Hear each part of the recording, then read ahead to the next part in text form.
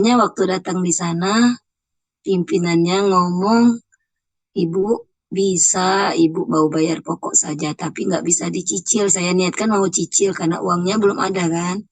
Tapi kalau pelunasan bisa bayar pokok saja. Saya usahakan, saya minta nanti saya ajukan ke pusat, insya Allah bisa, tapi harus lunas katanya kayak gitu. Jadi sebenarnya sudah dipermudah jalannya itu. Cuman ya sudah diberi keringanan juga oleh pihak sana. Pokoknya kami tunggu ibu mau jual apa, pokoknya mau asetnya di gimana kan, pokoknya kami tunggu untuk pelunasan. Saya iya-iyakan saja lah pokoknya.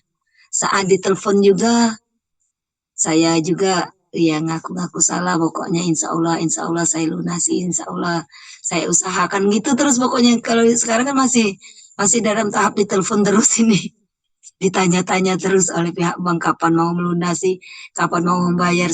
Kan eh, kemarin-kemarin sudah hampir masuk 4 bulan kan nggak saya bayar lagi dulu setoran yang 3.200.000. Padahal pokoknya kan cuma sekitar 1.600.000 itu. Sudah 6 tahun jalan, masih 4 tahun lagi. Kalau dihitung pinjaman sebenarnya sudah lunas lebih malahan. Nah, oleh karena itu kemarin kata Ustaz Sofian, saya juga kemarin kemarin hilaf nggak begitu paham. 2 bulan saya uangnya itu saya pakai, tapi 2 bulan ke depan kemarin sudah saya simpan karena niatnya kan tetap mau dibayar. Tapi belum bisa ngelunasin aja seluruhnya.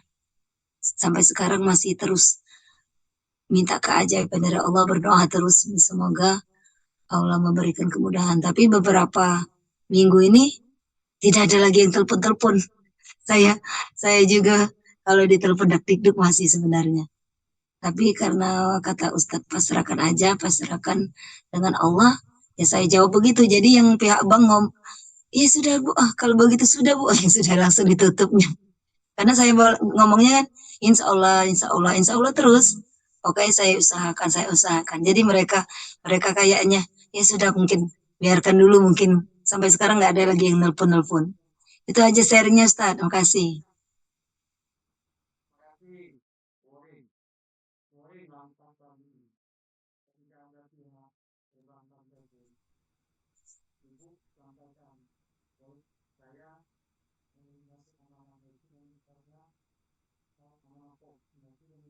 Halo, tidak ada suara.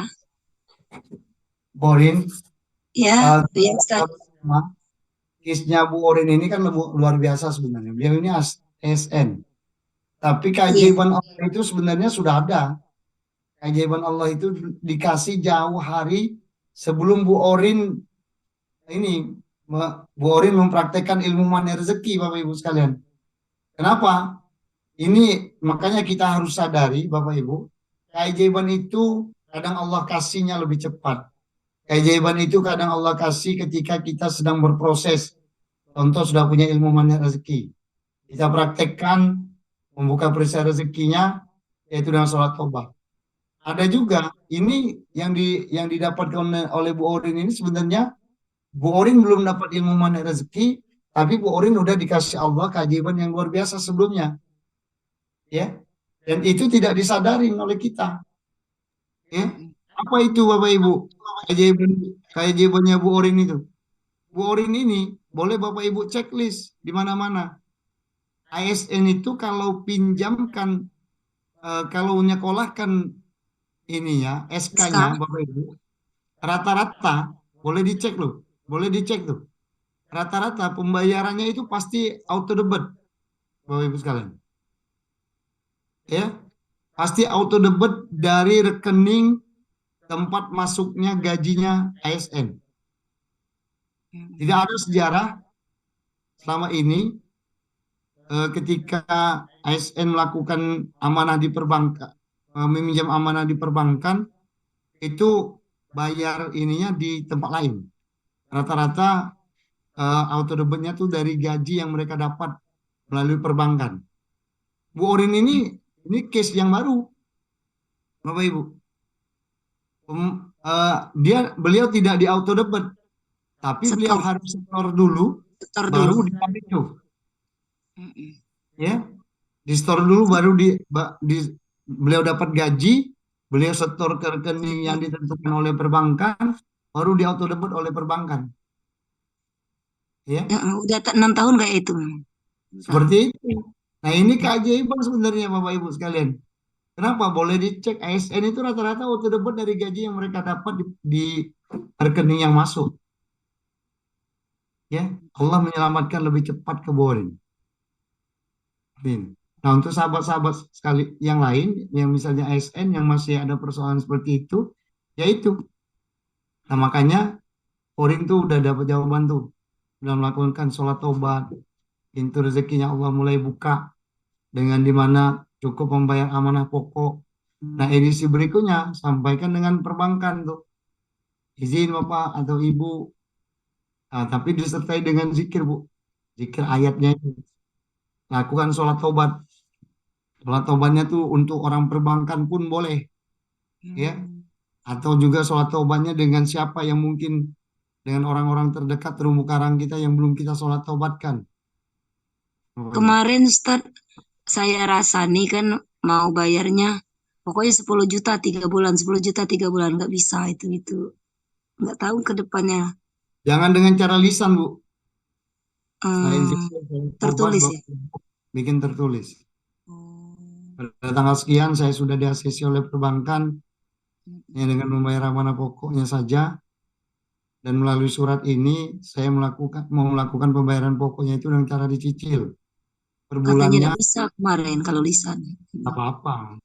Mm-mm. Perbankan kan biasa kayak gitu. Untuk bukti otentik ikhtiarnya kita itu di perbankan seperti itu harus Tertulis. disertai dengan tertulis. Hmm. Ini bisa Mm-mm. dapat tuh ilmunya tuh. Mm-mm. Ya, mulai sholat tobat lagi, apalagi Bu, dengan siapa akan dicatat lagi. Makanya belajar kita ini termasuk juga kita menintrospeksi diri kita itu untuk melakukan sholat tobat itu setiap saat. Hari ini dengan sahabat mungkin kondisinya sedang tidak baik, malamnya sholat tobat. Apalagi kita sholat tobat lagi. Sampai ketemu di titik di mana sholat tobat kita itu kita kadang nggak tahu, oh ternyata sholat tobatnya kita dengan si A inilah yang membuka pintu rezeki dengan Allah kasih cara bisa saja tahu-tahu dikasih uang 100 juta untuk melunasin. Sama contoh yang anak bilang tadi. Contoh terbaru ada anak teman anak pengen anaknya sekolah. Sholat taubat dia itu. Gak sampai seminggu diterima, Bapak Ibu. Masya Ya. Allah. Kalau cerita amanah perbankan sebulan yang lalu tuh, bulan Juni tuh. Ya. Mm-mm. Bulan Juni tuh. Siapa yang sangka, Bu? Dia punya penginapan, penginapannya tuh nggak ramai. Kami tahu-tahu ada calon kepala daerah datang ke tempat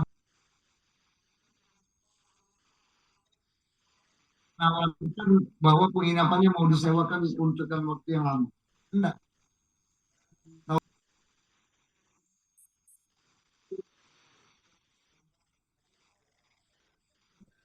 Mungkin tanya jamaah mana rezeki itu karena semuanya balik ke Al-Quran Bapak Ibu sekarang. Diskusinya enggak dengan orang lain. Diskusinya enggak dengan teman. Ya, diskusinya dengan Allah lewat Al-Quran. Seperti itu. Siapa yang sangka jamaah yang di pagar alam ini? Calon kepala daerah datang kenal enggak sama dia, tahu-tahu mau sewa penginapannya dari 1 Juli sampai akhir November dibayar cash 300 juta. Yang dahsyatnya lagi, dia ngomong dengan calon kepala daerah itu, Bu, kalau ibu sewa sekarang, memang saya dapat uang 300 juta. Tapi ini cukup untuk membayar amanah saya di perbankan. Kehidupan saya butuh 1 bulan itu 10 juta katanya. Kehidupan saya ini pengeluarannya itu butuh 10 juta per bulan. Bisa enggak ibu bantu tambahin saya? Apa Bapak Ibu? Hari itu Dihitung langsung Juli, Agustus, September, Oktober, November. 5 bulan ditambahin 50 juta, Bu. Gimana kalau bukan kuasa Allah, tidak akan terjadi hal-hal yang seperti itu. Ya, Al-Quran ini, Al-Quran yang bergerak, yang Allah perintahkan untuk mengurai segala sesuatunya menjadi mudah, Bapak. Kayaknya yakinin aja tuh, back to Al-Quran terus tuh kondisinya. Ya, oke, paham ya sampai di sini. Selanjutnya ada di chat itu, Ustaz, ada teman menawarkan bisnis MLM produk. Langsung saya sholat tahajud. Saya buka Quran, dapat garis utara Quran surat Al-Isra 70. Lihat tuh artinya tuh. Pak Bustami. Ya Pak Bustami. Dan sungguh kami telah memuliakan anak cucu Adam dan kami angkut mereka di darat dan di laut. Dan kami beri mereka rezeki dari yang baik. Dan kami lebihkan mereka di atas banyak makhluk yang kami ciptakan dengan kelebihan yang sempurna. Ya. 71 ditambah Allah lagi di suratnya itu. Ingatlah pada hari ketika kami panggil setiap umat dan pemimpinnya, ya. Dan barang siapa diberikan catatan amalnya di tangan kanannya, mereka akan membaca catatannya dengan baik dan mereka tidak akan dirugikan, dizolimi sedikit pun, Bapak Ibu. Ini satu sama terhubung, Pak Bustami. Ana dulu pelaku MLM, ya. Ketika Pak Bustami kirim Al Isra ini, jelp saya dapatnya, Bapak Ibu. Saya tidak mengartikan, tidak memaknai lebih dalam tentang arti surat ini, tapi makjlubnya langsung ke saya, Bu. Ke Pak Bus, ke saya Pak Bustomi. Ya, saya memaknainya ini, saya tidak, saya tidak sanggup ketika sekarang nanti Allah minta pertanggungjawaban tentang bisnis yang kita jalani tersebut. Ya, makanya kalau sudah garputala, baca tuh ayatnya, terus artinya itu. Kalau merasa sudah tidak nyaman dengan apa yang diinikan itu, ya udah, intinya kita harus tinggalkan bisnis itu. Tapi kalau merasa nyaman dengan ayat yang dibaca itu dan menganggap bisnis itu memang baik, walaupun membaca ayat itu ya teruskan saja, Bapak Ibu. Makanya money rezeki ini kalau sudah bergarpu tala itu, Bapak Ibu, biasanya walaupun kita bukan ahli tafsir,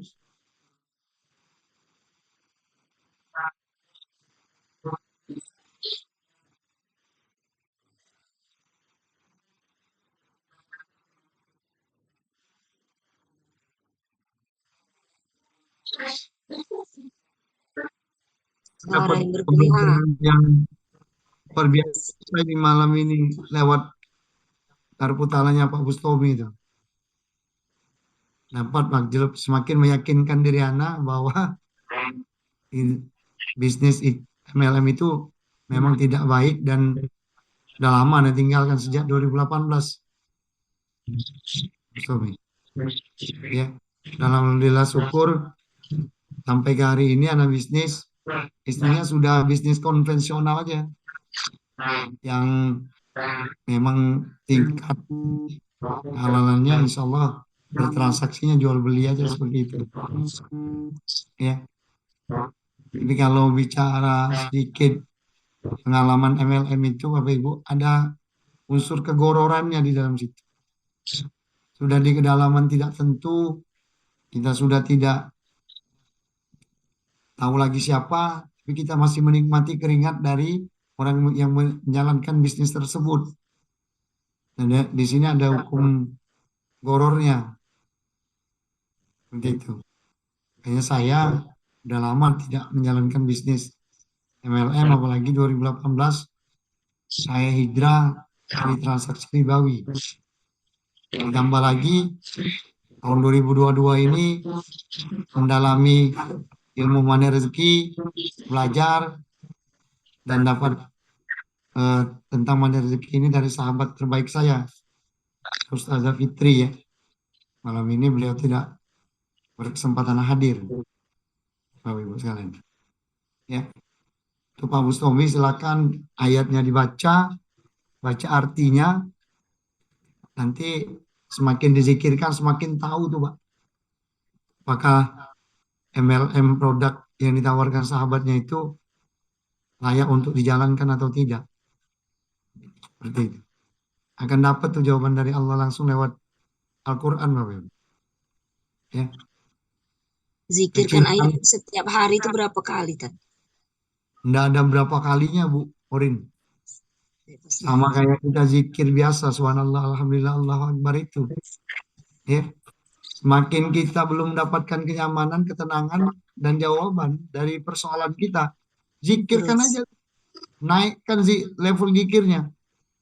Kalau seandainya biasanya 3 kali, naikkan 10 kali. Naikkan 33 kali. Naikkan 100 kali. Ya, sambil sholat tobat tuh. Sholat tobatnya apa yang ya ini? Yang menurut kita belum. Lakukan sholat tobat tuh. Seperti itu.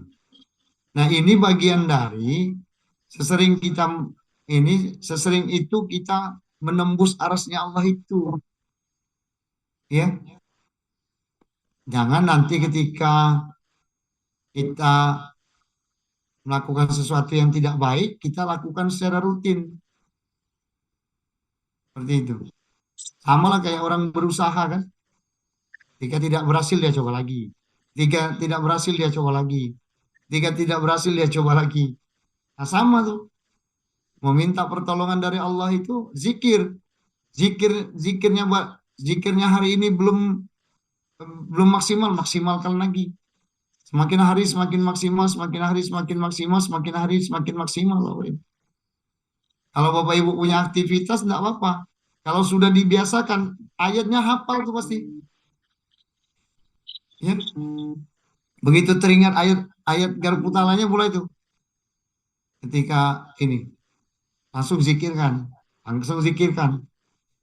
Dan dalam hati berdoa dengan Allahnya itu di zikir kita itu, ya Allah, melalui zikir ini ya Allah, persoalan ini bisa selesai ya Allah. Melalui zikir ini ya Allah, kau tunjukkan bahwa bisnis ini benar ya Allah. Atau bisnis ini tidak benar ya Allah. Begitu Bapak Ibu. Ya, lebih asik. Terus ada Bu Titi. Bu Vivi. Ustaz, kalau GT-nya dapat ayat tidak paham. Untuk zikirnya belum tahu yang mana akan zikirkan. Bu, kalau bicara Garputala, kan ada grup tuh. Ya, ada grup biasakan untuk bertanya, Bu. Tidak mau bertanya di grup, sebenarnya bertanya di grup itu boleh. Kenapa? Untuk sharing bersama, untuk belajar bersama. Bukan berarti untuk membuka aib kita, Bapak Ibu. Jadi tidak apa-apa. Ketika ada yang mau ditanyakan, boleh di grup tuh. Kalau merasa tidak nyaman di grup, ya boleh japri tuh. Apalagi di grup MR Sumsel ya. Ada Ana, ada Ustaz Ayar, ada Dokter Dia, ada Ustazah Fitri, ada Ustadz Ilyas, ada Ustadz Ilyasa, ada Bu Yeni dari Bangkal Pinang, ada juga Ustadz Oloan, ya. Ada tambahan lagi CTMR baru, ada 3 nih Bu, CTMR barunya itu, yang baru lulus di TFT 9 bulan Juni tadi, ya. Ada Bu Wenda, ada Mbak Eka Rusmalasari, ada anak muda, Uswatun Hasanah, anak muda nih, anaknya Ustazah Fitri, ya, usia baru belum sampai 20 rasa. Tapi lagi kuliah di Turki tuh, Bu, Pak. Ya. Nah, ini menjadi pembelajaran kita, jadi kacamatanya kita, Bapak Ibu. Ada anak muda usia belasan tahun sudah belajar ilmu mana rezeki. Kita yang usianya sudah berapa ini kok enggak berusaha untuk belajar pulang, Bapak Ibu. Ya, harusnya ini menjadi pembelajaran kita bersama nih, kondisinya. Nah, jadi untuk Bu Vivi, silakan kalau ada garpu tala belum paham maksud GT-nya itu, tanyakan saja tuh di grup tuh, enggak apa-apa. Atau wapri langsung, ya. Oke, ada lagi?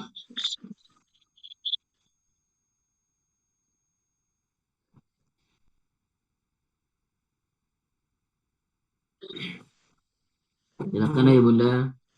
Waktu kita masih lebih kurang 19 menit.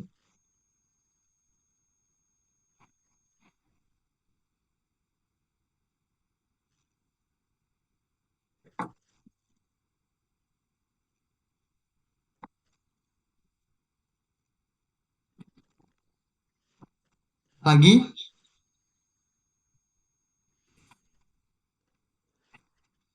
Kalau tidak ada, Ana mau menutup materi ini dengan ada beberapa hal yang harus saya sampaikan dengan Bapak Ibu, bahwa Bapak Ibu, waktu kita tidak tahu seberapa lama kita masih ada di dunia ini, Bapak Ibu.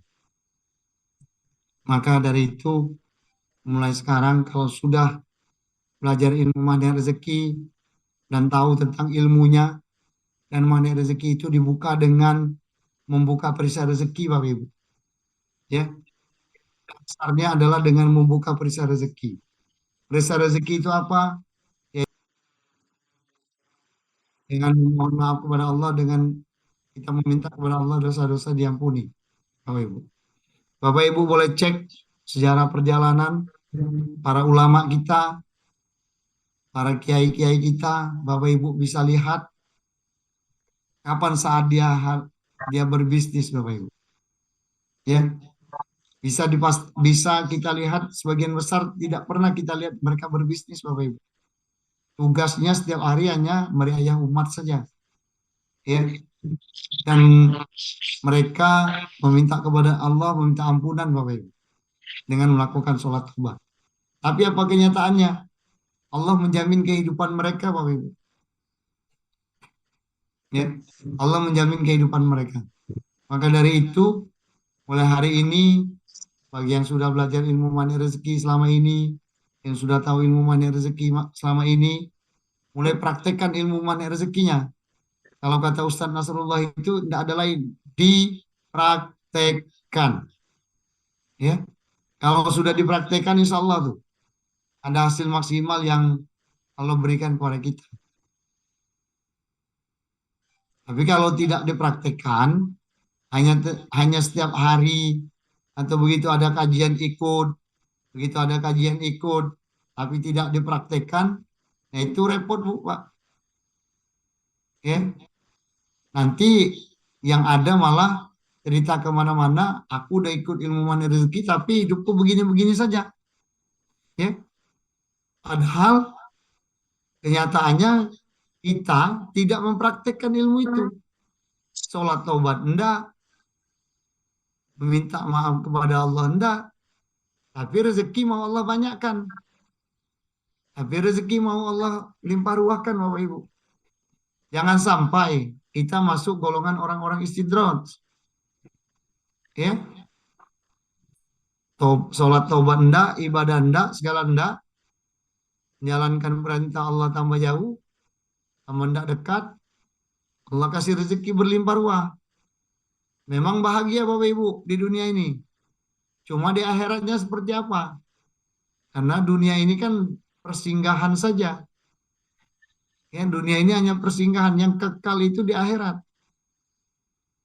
Nah, kekal di akhiratnya itu jangan sampai membuat kita tidak berusaha untuk berbuat baik di dunia ini. Makanya membuka pintu rezekinya itu, kalau Bapak Ibu mau menerima masukan dari anak sebenarnya lebih awal anak sampaikan dengan sahabat-sahabat terutama, lakukan dulu sholat tobatnya, baru minta rezeki sama Allah. Ya, tapi sebenarnya bisa juga sambil sholat tobat, sambil minta dengan Allah. Seperti itu. Nah, tapi ketika kita sambil bersolat tobat, sambil kita sholat tobat, kita juga minta kepada Allah. Ketika tidak Allah kabulkan dengan cepat, jangan sampai muncul di dalam hati kita, Allah itu tidak adil. Allah itu maha tidak pemberi, nanti munculnya. Kenapa hidupku malah seperti ini ya Allah? Kenapa malah aku diberi ujian ya Allah?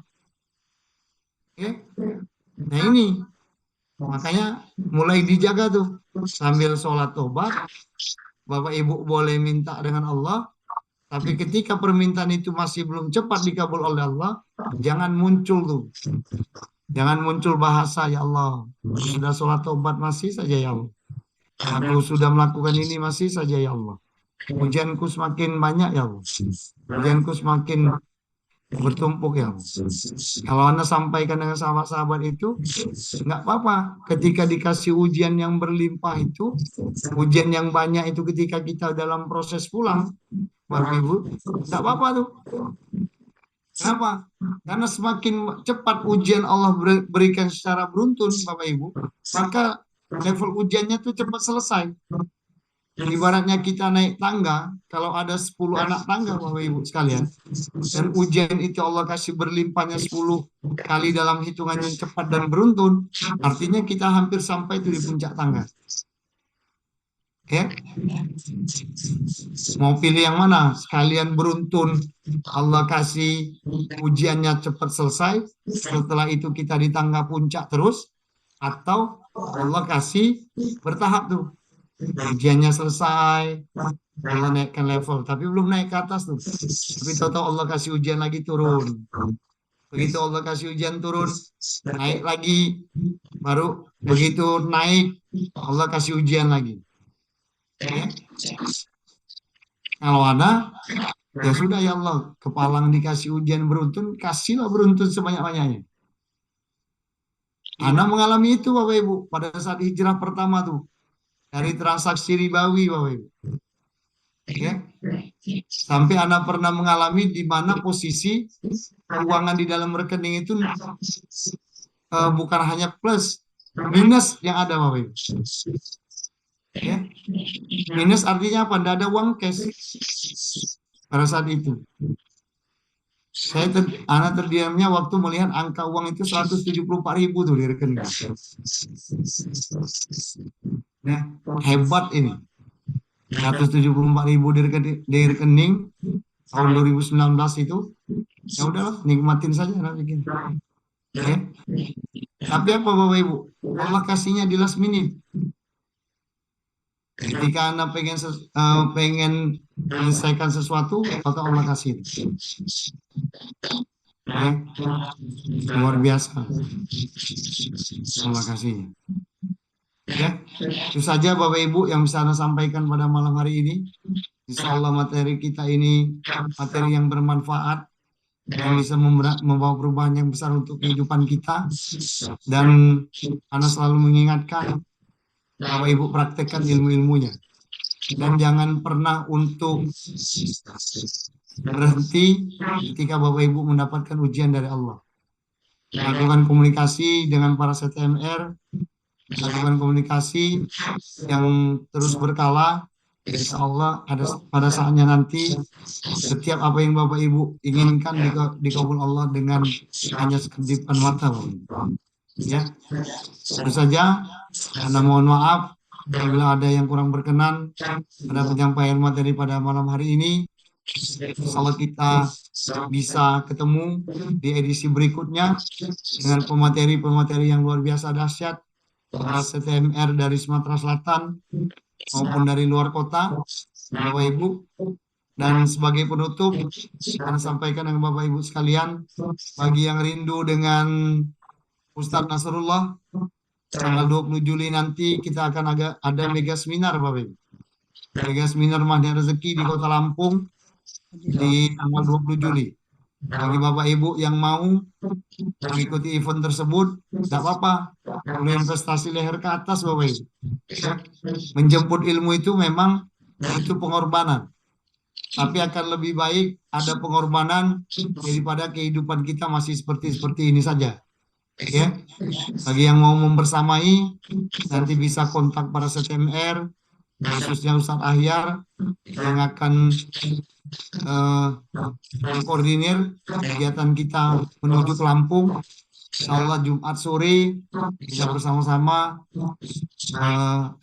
menuju ke Lampung, dan Sabtu pagi kita bisa menghadiri dan mengikuti mega seminar Magnet Rezeki yang ada di Kota Lampung yang akan diisi langsung oleh gurunda kita, founder Magnet Rezeki. Itu saja. Berarti nginep ya. Ini Bu, ya nanti tinggal dibicarakan mekanismenya seperti apa. Untuk ATM-nya nanti bisa ditanya dengan Ustaz Ahyar atau nanti bisa kita share flyernya, dan ada keberkahan Bapak Ibu insya Allah dengan mendapatkan sanad ilmu langsung dari guru rendah kita Ustaz Nasrullah. Ya, itu saja. Saya akhiri. Bila taufik wal hidayah. Assalamualaikum warahmatullahi wabarakatuh. Waalaikumsalam warahmatullahi Wabarakatuh. Demikian ayah bunda bang kakak semuanya. Eh, Tadi sudah diinformasikan oleh Ustadz Tovan bahwasanya yang rindu dengan Ustadz Nas, yang ingin mengambil sanad langsung ilmunya, yuk kita bersama-sama menuju Kota Lampung. Insya Allah beliau hadir di Mega Seminar di Lampung. Untuk informasinya nanti di chat saja Japri atau dikoneksikan di grup. Iya, share aja. Siap. Nanti kita akan share ke Japri atau ke grup. Terima kasih. Oh ya, satu lagi. Karena kita juga akan ada super training sehingga yang benar-benar ingin mengesahkan getaran itu. Tapi belum kita buka dulu. Kita berfokus di ketemu Satnas dulu ya. Oke, Bunda. Silakan nanti hubungin saya dan nanti akan di-share di grup. Mari kita bersama-sama melafazkan hamdalah.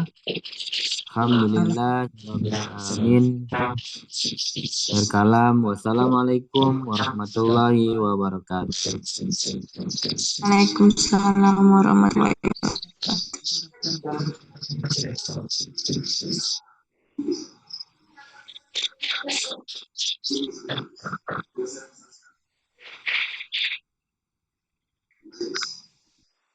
Iya Bunda Nurhayani. Semoga ilmunya bermanfaat Bunda.